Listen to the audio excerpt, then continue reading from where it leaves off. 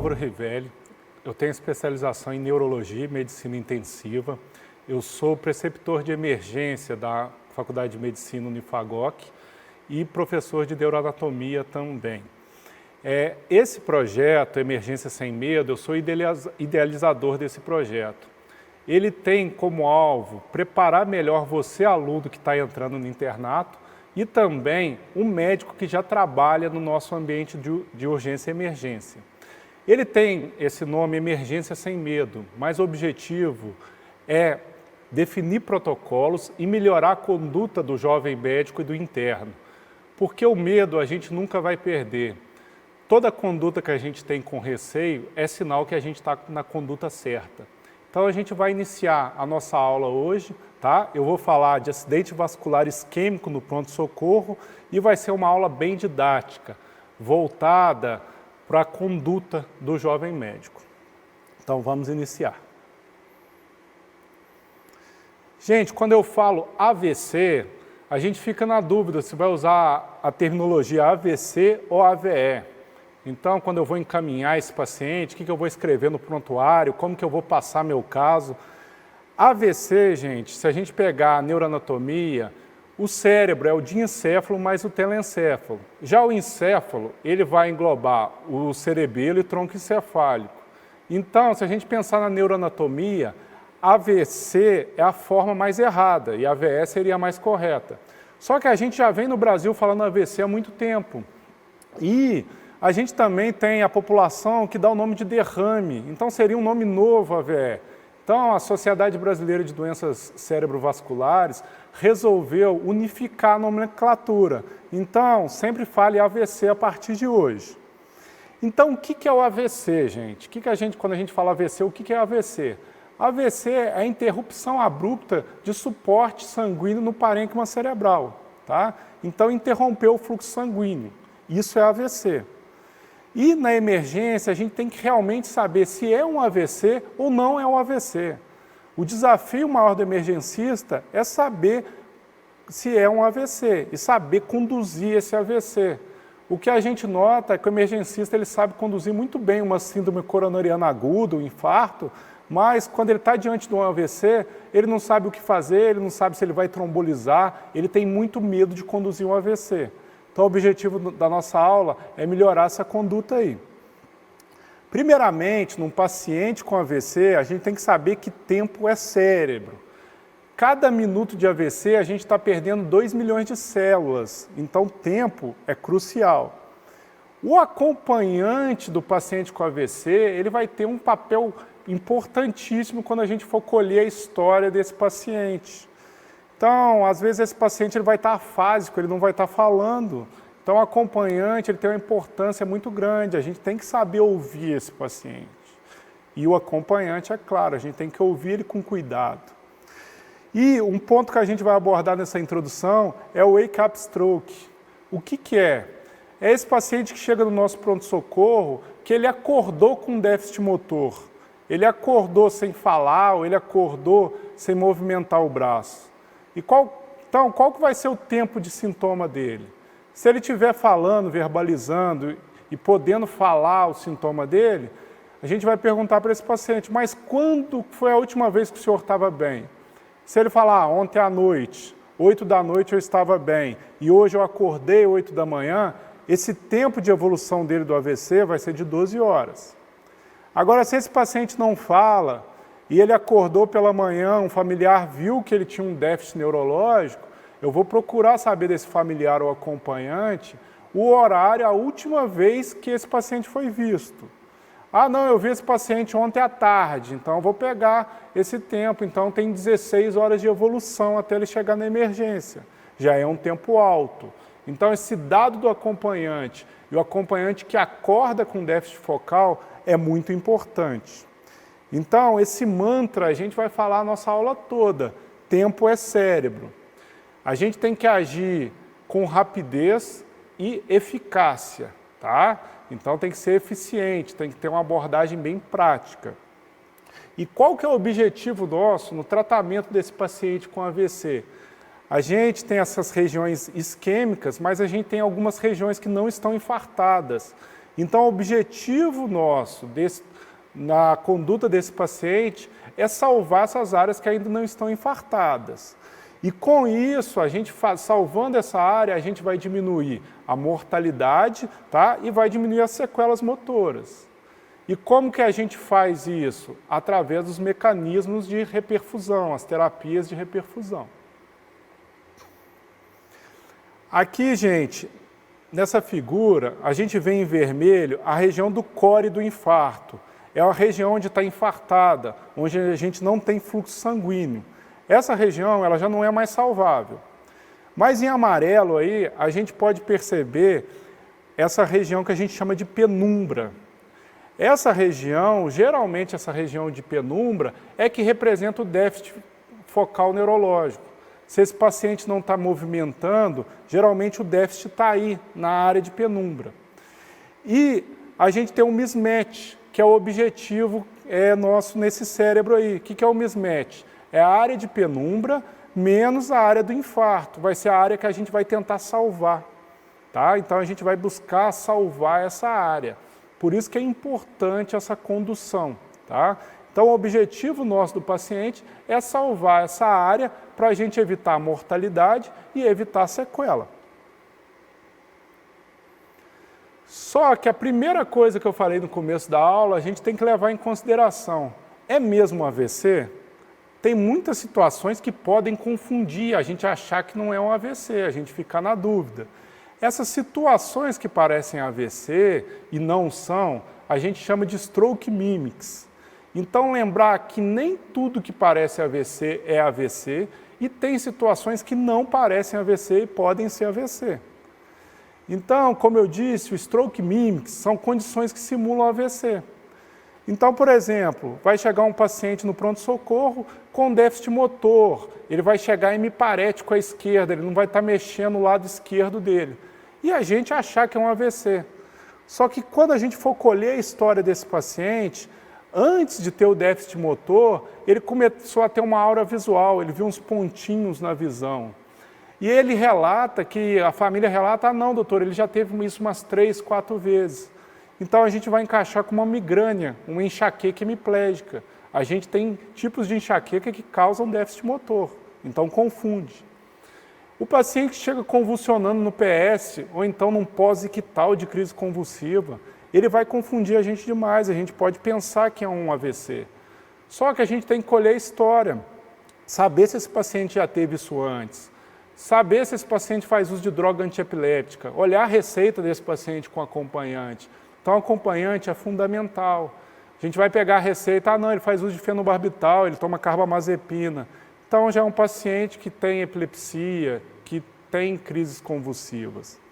E uma condição também que confunde muito é a paralisia de TOD. O que é essa paralisia? É um déficit motor que ele pode durar até 72 horas. Esse paciente ele pode ficar parético até 3 dias. Então, ele chega no pronto-socorro, a gente pode confundir. E o que a gente pode usar de diagnóstico diferencial? Esse paciente com a paralisia, ele tem a crise convulsiva antecedendo esse evento motor. Então ele vai convulsionar antes e depois ele vai ter o evento. E procurar também na história, ele já teve isso antes, ele é o primeiro episódio, isso vai nos ajudar bastante. Tá? Também, que pode nos confundir muito, é um evento psicogênico, aquele paciente que simula um déficit motor. E às vezes tem pacientes que simulam muito bem. Na minha prática, o que eu faço? Eu examino o paciente crânio-caudal. Eu começo o meu exame neurológico no crânio e vou descendo. Eu vou usando manobras de distração e se eu não conseguir pegar no primeiro exame, eu examino ele de novo ao contrário, eu começo de baixo para cima. E eu vou conseguir ver se realmente ele está simulando. E o que a gente tem que lembrar é que esse paciente não simula porque ele quer. Ele tem uma doença que faz ele simular, provavelmente. Então, tratar esse paciente com o máximo de respeito dentro do pronto-socorro. A encefalopatia de Wernicke também é um diagnóstico diferencial. Mas o paciente que tem encefalopatia de Wernicke é um paciente etilista, ele vai ter ataxia e ele vai ter uma oftalmoparesia. Quando a gente for examinar, fazer a movimentação ocular extrínseca dele, a gente vai perceber essa oftalmoparesia. Então, a história também é importante. Paciente com tumor. O tumor ele é um quadro mais arrastado, ele vai relatar que há um mês ele começou a se sentir diferente, que a mão começou a movimentar menos, é um quadro arrastado. Claro que se sangrar vai ser um evento súbito, esse tumor sangrou, vai ser um quadro súbito, mas a gente já tem esses indícios anteriores, então é um quadro mais arrastado. Ah, e se for um abscesso cerebral, Álvaro? Vai ter quadro infeccioso, lembrar das síndromes infecciosas, vai ter um quadro febril, ele vai ter outras alterações. E se for uma intoxicação? É muito comum a intoxicação por barbitúrico. Então, a história clínica desse paciente vai nos conduzir muito, a anamnese vai ajudar. Ah, ele faz uso de barbitúrico, no momento que vocês viram esse paciente, tinha cartela do medicamento dele, como que foi? Então, a história, a anamnese é muito importante. A gente tem que ser rápido, mas a gente tem que ser eficaz. Então, uma anamnese bem colhida já ajuda bastante a gente não cair nessas situações que parecem AVC e não são. Então, eu já tenho uma hipótese que é AVC, eu já estou pensando em AVC. Então, o que eu tenho que pensar? Eu tenho que pensar a topografia desse AVC, onde que ele está acontecendo, qual que é a estrutura vascular que vai estar envolvida. Então, a gente tem basicamente 3 artérias envolvidas. As principais são a cerebral anterior, a cerebral média e a cerebral posterior. Um AVC de cerebral anterior é mais raro, representa só 2%. E esse paciente ele vai chegar no nosso pronto-socorro como? Esse paciente ele vai chegar com um distúrbio de fala, ele vai chegar com déficit motor acometendo o membro inferior, vai ser um déficit motor crural, e ele vai chegar confuso e com incontinência urinária. Então aqui nessa imagem de ressonância a gente consegue ver bem a região de lobo frontal afetada. A gente consegue visualizar bem nesse nosso slide, tá? Então cerebral anterior. Já a cerebral média, como eu disse, é a mais acometida no AVC isquêmico. A cerebral média, ela vai ter uma clínica, esse paciente também vai ter déficit de fala, vai ter déficit sensitivo, ele pode ter déficit visual e o predomínio motor dela vai ser braquiofacial. Lembrar sempre que é uma chance maior dele ter um acometimento de cerebral média. Então, a gente consegue ver na tomografia a hiperdensidade da artéria cerebral média aqui. A gente consegue ver essa hiperdensidade da cerebral média. E nesse outro corte da tomografia, a gente consegue ver uma hipodensidade aqui em hemisfério direito. Tá? Saber que a artéria mais comum de acontecer um AVC isquêmico é a cerebral média. E a cerebral posterior, quando eu falo em cerebral posterior, tem que estar associada à visão. Então, o paciente com déficit visual, eu sempre vou pensar em cerebral posterior. E lembrar que cerebral posterior é circulação posterior, sistema vértebro-basilar. Tá? Então, esse paciente vai apresentar uma clínica de déficit visual e déficit sensitivo. Então, eu já estou pensando no AVC, eu já formulei a topografia desse AVC mais comum, eu vou continuar pensando que é um AVC. Qual que vai ser a minha conduta? Esse paciente passou na triagem, a família já suspeita que é um AVC, a triagem também já suspeita que é AVC, eu vou admitir esse paciente na minha sala vermelha. Então, eu vou admitir esse paciente na sala vermelha, eu vou visualizar bem esse paciente, eu vou deixar ele num local onde eu consiga visualizar esse paciente e eu vou fazer uma monitorização cardíaca desse paciente. Enquanto a gente está tomando as primeiras medidas, eu vou solicitar essa tomografia de crânio. Lembrar sempre que tempo é cérebro. Essa tomografia de crânio, se ela vier com sangramento, a minha conduta já muda. Eu não vou pensar em trombolizar, eu não vou pensar nessa área salvável, a minha conduta vai ser entrar em contato com o neurocirurgião. Se essa tomografia der normal, não tiver alteração nenhuma, exclui AVC? Não, de forma alguma. Às vezes o AVC isquêmico, na maioria das vezes, ele não apresenta alteração nenhuma na tomografia. Mais uma dica que eu dou para vocês, esse paciente fez a tomografia, conversem com o radiologista. A gente tem algumas alterações mínimas na tomografia que às vezes um radiologista, um médico da área, um neurologista, ele vai ver melhor do que o emergencista. Então, converse, vê se ele viu alguma coisa diferente. A gente tem uma hipotenuação na ínsula, a gente vê umas alterações pequenas que às vezes passa desapercebido. Isso vai nos orientar que a nossa conduta está mais certa. Então, batem um papo com o radiologista. A pressão arterial. Esse paciente está sendo monitorizado, a gente está pensando na trombólise, ele está com uma pressão lá de 170 por 100, a enfermagem pergunta, doutor, Vai baixar essa pressão? Vamos fazer um captopril para ele, alguma coisa? Não, gente. Essa pressão não vai ser reduzida, porque diminuindo essa pressão, estou diminuindo a minha perfusão cerebral. Então, aquela área salvável minha lá, o mismatch meu, eu vou estar jogando ele fora. Então, eu não reduzo a pressão. Claro que tem uns limites que a gente vai ter que intervir, que eu vou falar com vocês. Mas o paciente com AVC, geralmente, ele vai estar com uns níveis pressóricos maior, tá? Se ele tiver com nível pressórico baixo, a gente vai pensar em outras patologias também. Mas na maioria das vezes ele vai apresentar com níveis pressóricos maior. Esse paciente está ali, está monitorizado, estou controlando a PA dele. O que eu tenho que fazer com esse paciente? Eu tenho que fazer o exame neurológico dele para o AVC, que é o NHH. É um exame específico para esse paciente acometido por AVC. É um exame feito, é uma escala feita no mundo todo. Então, aconselho ter impresso em papel na emergência e o emergencista ter um aplicativo de celular com NHH, tá? Porque a gente vai ter que aplicar essa escala. E essa escala é uma escala que vai de 0 a 40 pontos, tá? Onde 0 o paciente não tem déficit nenhum. É uma escala que a gente vai fazer ela seguindo, igual eu falei, o aplicativo ou o informativo em papel. E o AVC leve, esse paciente pontua em 4, tá? Acima de 15 já é considerado grave. Acima de 25, a gente já tem que pensar se a gente realmente vai trombolizar esse paciente ou não, se vai valer pena a trombólise, tá? E esse paciente, esse NHH, a gente tem que ir fazendo ele em sequência, que eu vou falar para vocês. Então, esse meu paciente é candidato a trombólise.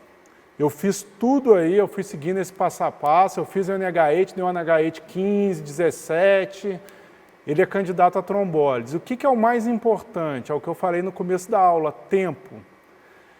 Esse paciente ele tem que enquadrar nesse tempo de até no máximo 4 horas e meia.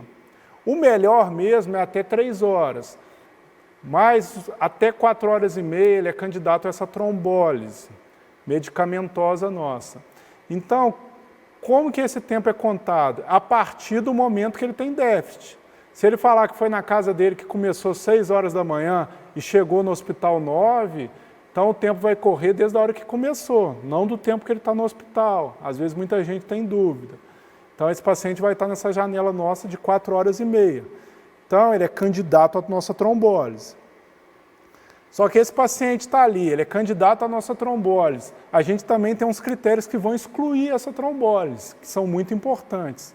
Se a PA dele, a pressão arterial dele, tiver maior ou igual a 185 por 110, ela começou a passar disso, já é critério de exclusão. A gente vai suspender a nossa trombólise por isso? Não, a gente vai ajustar.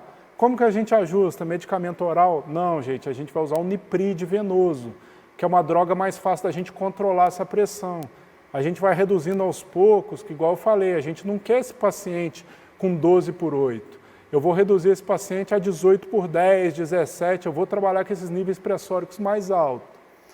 Se esse paciente tiver com a glicemia menor que 50 ou maior que 400, eu tenho que corrigir isso para iniciar minha trombólise. Coagulograma, eu vou pedir o coagulograma. Se o paciente não toma anticoagulante ou não tem um distúrbio de coagulação, eu não preciso desse coagulograma pronto para iniciar minha trombólise, eu posso iniciar. Mas se ele faz uso de anticoagulante ou tem um distúrbio, eu preciso ter o resultado desse RNI, tá? Então eu tenho que ter esse coagulograma em mão. Já o hemograma, que é um exame rápido que a gente consegue na emergência, eu tenho que ter ele, porque a plaqueta menor que 100 mil, ela exclui a trombólise. E a nossa região é uma região de epidemia de dengue, o paciente pode ter outra patologia junto. Então, o hemograma a gente tem que colher ele, eu tenho que estar com esse número de plaquetas dele. Se o paciente teve um trauma grave nos últimos 14 dias, também exclui a minha trombólise. Eu não vou pensar em trombolizar esse paciente.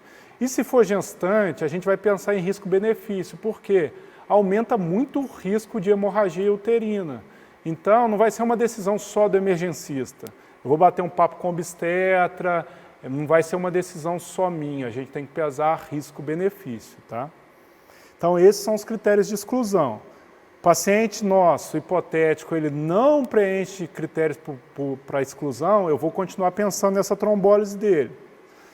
Então, pensei em trombólise, gente. O que a gente tem que pensar? Um paciente que tem um AVC isquêmico, o AVC isquêmico, 0,6% pode evoluir para transformação hemorrágica. Se eu trombolizar esse paciente, já aumenta para 6%.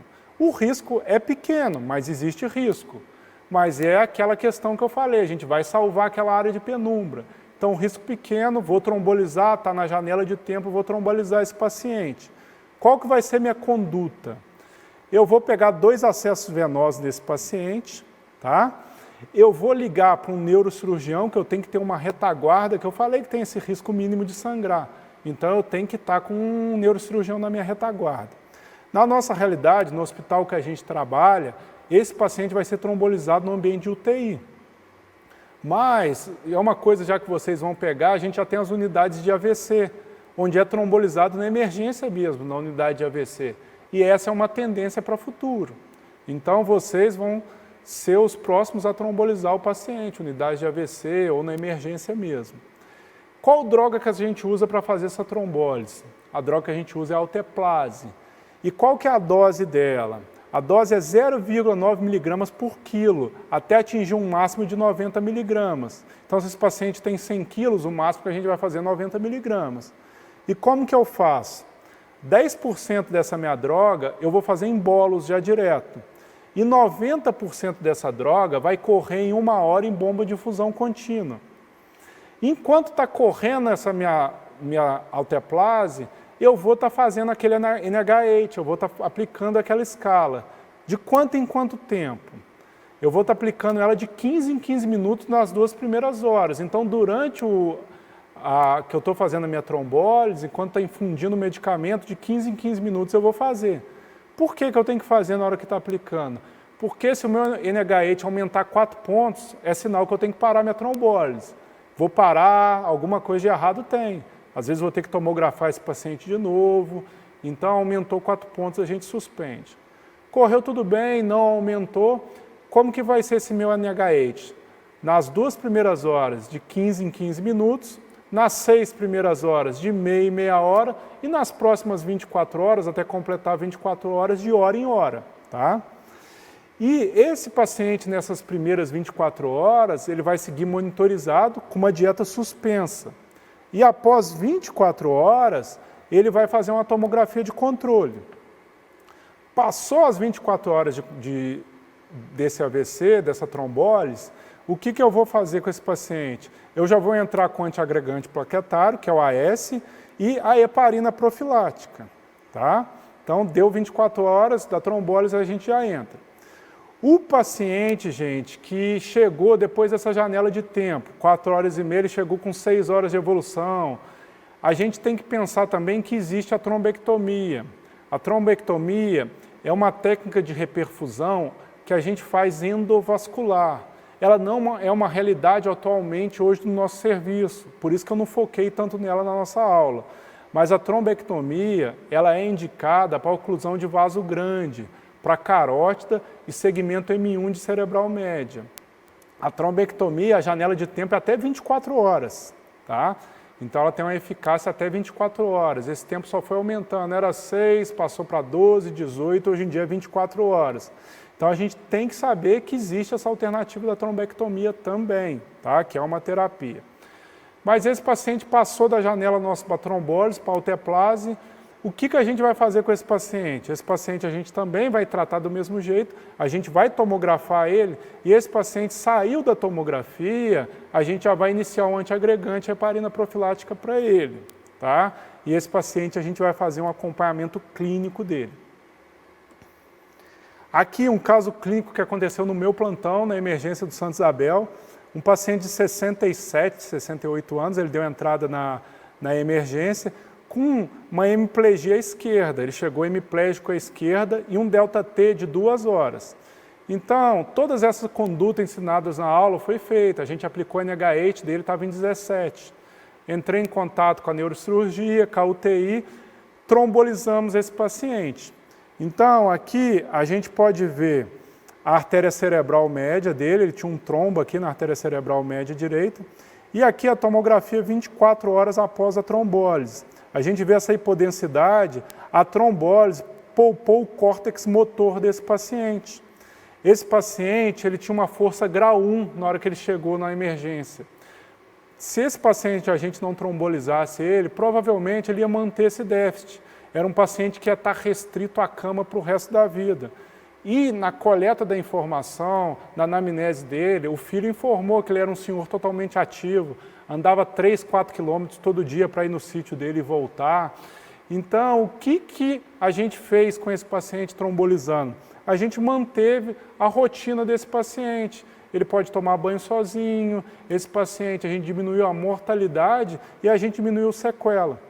Quando a gente pensa na condução de um AVC num pronto-socorro, a gente tem que levar em consideração que pode ser um pai nosso, um avô, um familiar ou até a gente no futuro. Então, conduzir um AVC é de extrema importância. Então, espero que essa aula de hoje tenha contribuído para vocês. Até a próxima.